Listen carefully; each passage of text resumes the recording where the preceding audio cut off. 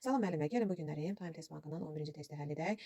Bu üçlü testlər tez-tez düşən, qarşımıza rastlaşan bir testlərdir və bu testlərin də özünün işləmə texnikası var. İlk öncə situasiyanı oxuyub, onun bilik və bacarıq hissələrini ayırd etməyə bacarmalıyıq. Ondan sonra biz hansı sahəni daha yaxşı bilirik, ona diqqətimizi yönəltməliyik. Misal üçün, biz inteqrasiyanı yaxşı bilirik və yaxud da biliyin növlərini və yaxud da idrak taksonomiyasının mərhələlərini daha yaxşı ayırd edirik. Bu arada qeyd edim ki, idrak taksonomiyasının mərhələlərini ayırd etməkdən ötürü də onun feillərini mütləq ki, əzbərdən bilməlisiniz və mahiyyətini də dərk etməlisiniz ki, sabahlan testlərdə bunları həll edə biləsiniz. Hansı söz nə ifadə edir, hansı mərhələyə aiddir.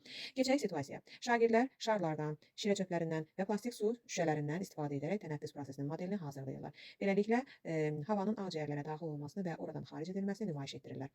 Biz burada artıq fəaliyyətləri birinci olaraq ayırd etməliyik. Biz bilirik ki, standartlarda, əsas standartda, alt standartda onlar iki hissədən ibarətdir. Bilik və fəaliyyət, yəni bacarıq hissəsindən ibarətdir. İndi burada bilik hissəsi hansıdır? Şagirdlər şarlardan, şirə çöplərindən və plastik su şüşələrindən istifadə edərək tənəffüs prosesinin modelini hazırlayırlar. Demək, tənəffüs prosesinin bu hissəyə qədər bilikdir. Model hazırlayırlar. Model hazırlamaq da artıq nə oldu? Burada tətbiq etmək baş verir. Bu isə model hazırlamaq artıq oldu fəaliyyət hissəsi. İkinci fəaliyyət hissəsinə baxaq. Beləliklə, havanın ağciyərlərə daxil olmasını və oradan xaric edilməsini bu hissəyə qədər bilikdir, nümayiş etdirirlər. Bura isə bacarıq hissəsidir. Demək ki, nə oldu? Model hazırlayırlar, nümayiş etdirirlər. Demək ki, nə baş verir? İdrak taksonomiyasının tətbiq etmək mərhələsi baş verir. Ona görə də baxırıq ki, variantlarda tətbiq etmək harda var? Onları saxlayırıq, digərlərini silirik.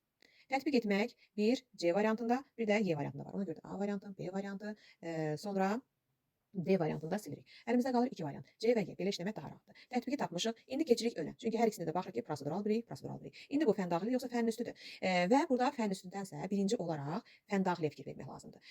Burada fənn daxili olmaqda ötürü situasiyada ya fənn daxili şaquli inteqrasiya olmalıdır, ya fənn daxili üfüqi inteqrasiya olmalıdır. Fənn daxili şaquli inteqrasiya olmaqdan ötürü siniflər arasında əlaqə olmalıdır. İnteqrasiya olmalıdır. Misal üçün 8-ci sinifdən 5-ci sinif, 9-cu sinifdən 6-cı sinif və yaxud da 7-ci sinif, 11-ci sinifdən 9-cu sinif, 11-ci sinifdən 10-cu sinif arasında. Biz burada belə bir inteqrasiya görürükmü? Xeyr. Demək ki, fənn daxili şaquli deyil. Və yaxud da fənn daxili üfüqünü görməliyik. Fənn daxili üfüqü odur ki, hər fənnin özünün müxtəlif məzmun xəttləri var.